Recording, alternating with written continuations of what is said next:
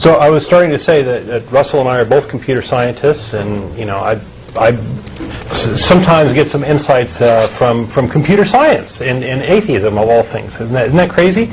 But there's a problem in both computer science and engineering, especially, of building big systems. Right? If you can build a little prototype, a little small thing, then that's pretty easy. But building the big thing, that's hard. Right? So in computer science, we have just ginormous sites like Google and Facebook and MySpace and eBay and all these other things, and they're huge engineering challenges, and it takes a lot of smarts to make those things happen. Having a little simple website is relatively easy. Last year I took a class on software engineering, and a major difference between basically a software product and a software system is dealing with the increased complexity that has lots of things talking to each other and just tackling the same problem on a much larger scale. Yeah, right? Big problem. That happens in engineering disciplines too. Building a little bridge is easy. Building a real big bridge is hard, right? So let's apply this concept to religion. Does God scale it?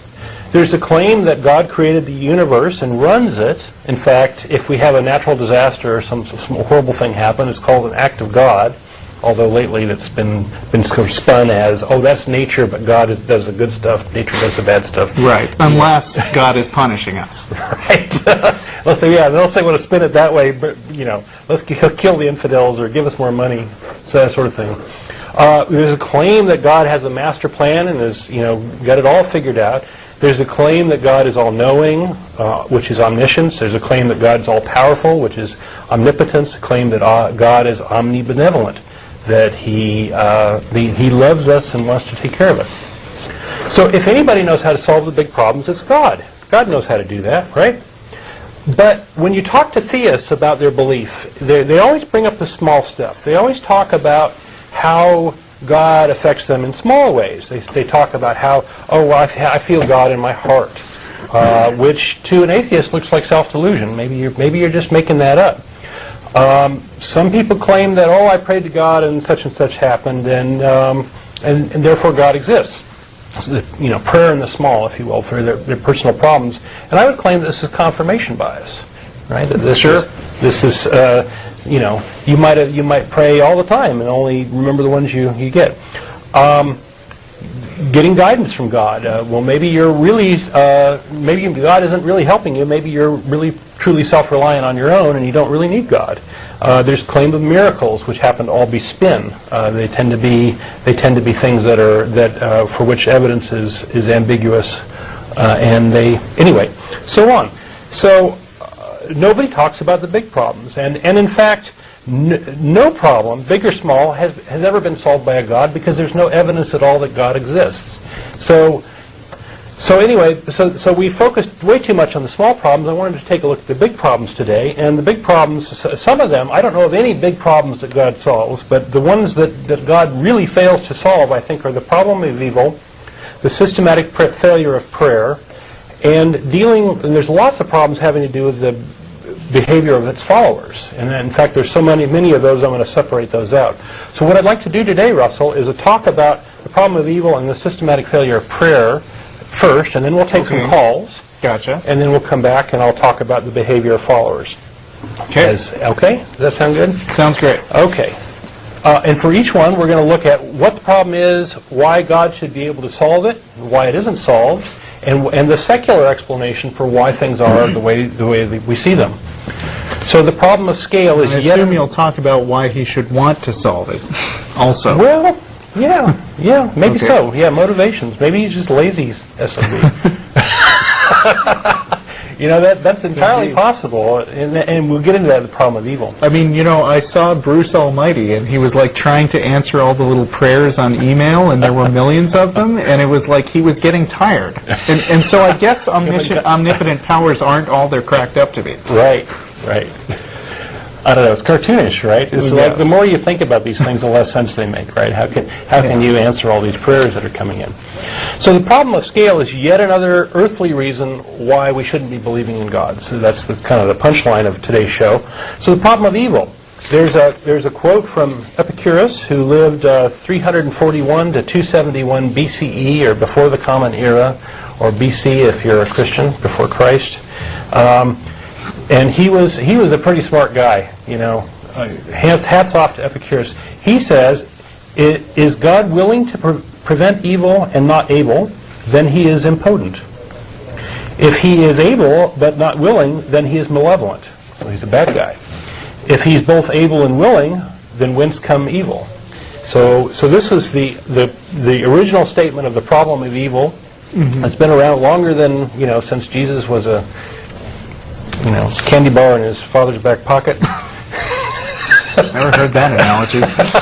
Anyway, but this ancient problem of evil has never been properly addressed. We have, you know, God should be able to create a universe without problems if he has these traits. And this is a really sort of basic atheism 101 thing that we like to bring up, is the problem of evil, right? I mean, that's very basic stuff. So should I play devil's advocate and if you tell want. You what a theist would say? Well, there's this silly rationalization. There's this theodicy. There are a bunch of them. There's a bunch of them. But the big one is, well, God gave you free will, and, you know, the universe would be worse somehow if you didn't have free will, and, right? Yeah, there's that, and there's also, let me see, God makes bad stuff happen to test people. Like Richard Dawkins mentions in The God Delusion that there's this theodicy promoter who says that actually the Holocaust was there to make the rest of the Jews stronger. You know, by having to deal with these 6 million people who died. John Hagee down in San Antonio says the Holocaust was there to drive the Jews to Israel. Mm-hmm. So that was of course, right. That's how he makes his money. And I was actually talking about this passage on the blog, the Atheist Experience blog, atheistexperience.blogspot.com, this past week, where the person said that Richard Dawkins didn't really argue against that. Oh, I see. And I mean, that argument is so lame. It is. It's that very lame. Really, you know, there's not a lot you can say about it except, boy, that sucks.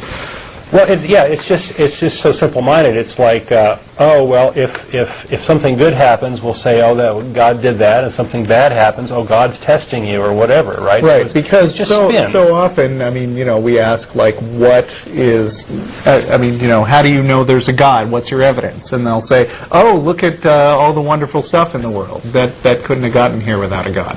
Mm-hmm. But when you bring up something like the Holocaust, it's not really his fault.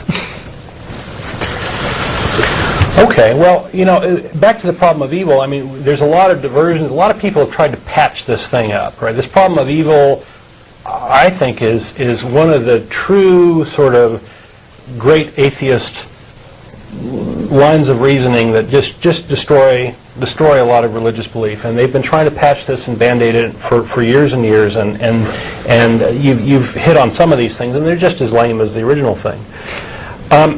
In reality, evil is the name we give our potential to do harm to others. I mean, if you're claiming someone as evil, it means that they have the potential to do harm, and they're doing harm to other people. It's that simple. It's not some boogeyman with red horns and red skin and cloven hooves and all that crazy stuff. But there are also other evils which are natural and don't involve God. There are things like Ebola, you know, or cancer, or these things that cause people harm and cause people, you know, pain and suffering and these sorts of things. Anyway, there's clearly no God running things because we have all these evil things. And if God really wanted to fix these things, he could. But when something good happens, as I said, boy, people are sure happy to steal credit for God. I mean, we saw this on this plane flight that went down in the Hudson. Oh, yes, right. You know, it was a miracle. It was a miracle. You know, God was looking out for them, and you know, it's just insane because, you know, if God was really looking out for them, he would have made sure the geese never got in the engines in the first place. Right.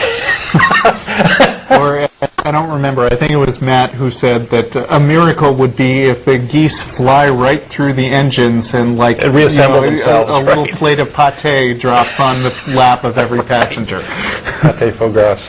Yeah, that'd be good.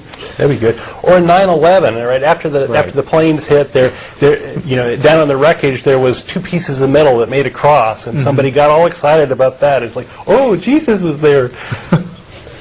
It just defies my Yeah, like imagination. thousands of people died, but at least these metal bars lined up across one It's a another. miracle. That's amazing.